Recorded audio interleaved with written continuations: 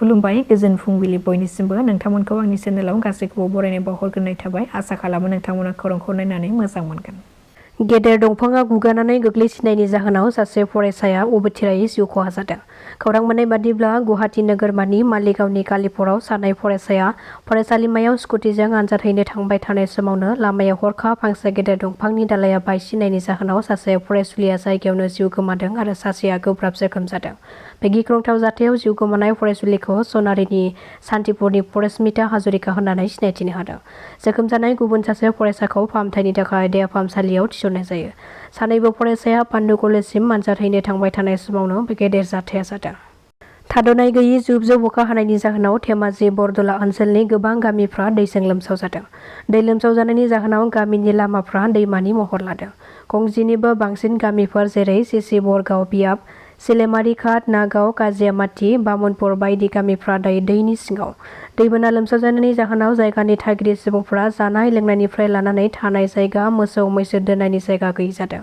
दैबाना लोमसावनायनि जाहोनाव लामाफ्रा दैबाना महर लानायाव जानजिसे जानाय दैनि गेजेरजोंब्लाबो फरायसालियाव थांलाय फैलाय खालामनो गोनां जादों फरायसाफ्रा। क'क्राझाराव 39थि बड'लेण्ड मुंख्लं सान फालिनायजों लोगोसे गोदानै लुफुंजानाय मुंख्लं सुजित नार्जारिनि गोसोखां मिरुखौ बेखेवबाय। खोला क'क्राझार दख'रा दुलाराय बर' फरायसा आफाद लोगोसे 39थि बड'लेण्ड मुंख्लं सान फालिथाय आफादनि जथाइ बानजायनायाव मैया फुंनि समाव बड'लेण्ड सोमावसारनायनि गिबि मुंख्लं सुजित नार्जारिनि 39थि मुंख्लं सानखौ क'क्राझारनि मोख्राफारायाव गोदानै लुफुंजानाय मुंख्लं सुजित नार्जारिनि गोसोखां मिरुआव खुंफुंनाय जायो। हाबाफारि बादियै फुंबिलिनि समाव गोदानै लुफुंजानाय मुंख्लं सुजित नार्जारिनि मिरुनि गाहाय हाबग्रा दरखंखौ बिटिसिनि डिपुटि चिफ रिहन दैमारि बिथाङा गावनि आखाइजों बेखेवनानै होयो। रिहन दैमारिजों लोगोसे गोबां बर'नि दैदेनगिरिफोरखौ बे हाबाफारियाव बाहागो लानायखौ नुनो मोननाय जादों। बे गोदानै लुफुंजानाय मुंख्लं सुजित नार्जारिनि गोसोखां मिरुखौ साखोन सिखोन लाखिनो थाखाय एमसिएलए फान्डनिफ्राय बोसोराव 5 लाख रां होनो थाखाय खुगा बेखेवदों एमसिएलए धनेस्वर गयारि बिथाङा।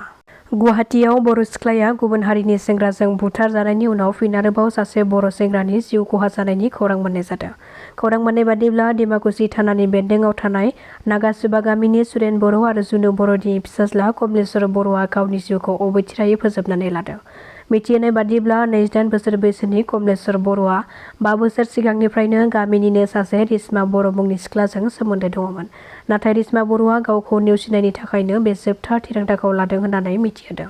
मिथिहोबावनाय बादिब्ला कमलेश्वर बर'आ मैया फुंनि 5 रिंगासो समाव गावनि न'आवनो दौलें लागायनानै जिउ फोजोबनानै लादों होननानै खौरां मोननाय जादों। थारैनो बर'नि समाजावबो बेफोरबादि दुखुनांथाव जाथाय जानायफोरखौ जों सम सम खोनानो एबा नुनो मोनबाय थायो।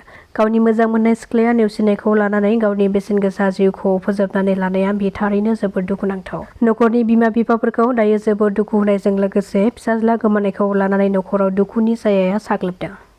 बिटिआर गोरोबथानि दफाफोरखौ मावफुङाब्ला एबसुआ सोमावसारफिनगोन नामा? बिनि सायाव खुगा बेखेवदों एबसुनि आफादगिरि खोरोमदाव औवारिया। बिथाङा फोरमायथिनाय बादिब्ला जों मिथिनायाव बिटिआर गोरोबथानि उनाव 6 दाननि उन जोंनाव मोनसे जइन्ट मनिटरिं कमिटिनि मेल खुंजायो आरो बे एकर्डखौ मावफुंनायनि बेलायाव बेखौ सावरायनाय जायो। थांनाय दान मोनसेनि गेजेराव खनथाम सावरायनाया थाथ'बाय नाथाय भारत सोरखारा बेखौ मानो दोनथ'खो बेखौ मिथिया। जेबो जाहोन गैयालासेनो बेबादि बन्द' खालामनाया बिथांमोना बेखौ मावफुंनो गोसो गैयैखौ नुनो मोनो। बेखायनो उननि समाव बेनि सायाव गोथों थिरांथा लानाय जागोन आरो जाय थिरांथाजों बिटिआर एकर्डखौ मावफुंनायजों लोगोसे सोमावसारनांगौ जायोब्लाबो सोमावसारगोन होननानै गोख्रों रावजों बुंथियो एबसुनि आफादगिरि खोरोमदाव औवारिया। কক্ৰাঝাৰ ডাইট চেণ্টাৰৰ কাৰণে খুব ভাল দিন। আমাৰ বিটিচিৰ ভিতৰতে চেণ্টাৰ অফ এক্সেলেঞ্চ হিচাপে এই অনুষ্ঠানটো স্বীকৃতি পাইছে আৰু ইয়াৰে অংশ হিচাপে ইয়াত বিভিন্ন ইনফ্ৰাষ্ট্ৰাকচাৰ গঠন কৰিবৰ কাৰণে নিৰ্মাণ কৰিবৰ কাৰণে ভাৰত চৰকাৰৰ পৰা আমি পুঁজি লাভ কৰিছোঁ আৰু ইয়াৰে আজি আমি এটা অনুষ্ঠানৰ কাৰণে আধাৰশিলা স্থাপন কৰিলোঁ আৰু মই ভাবোঁ সকলোখিনি প্ৰকল্প সম্পূৰ্ণ হ'লে আমাৰ যিসকল ইয়াত ডিএলএড কোৰ্চ কৰে তেওঁলোকৰ গোটেই সুবিধাখিনি ইয়াত হৈ যাব আৰু যিসকলে ইয়াত ভালকৈ ডিএলএড শিকিব তেওঁলোকে ইয়াত পৰীক্ষা দিব আৰু এজন ভাল শিক্ষক হ'বৰ কাৰণে তেওঁলোকে এই সুযোগটো পাব।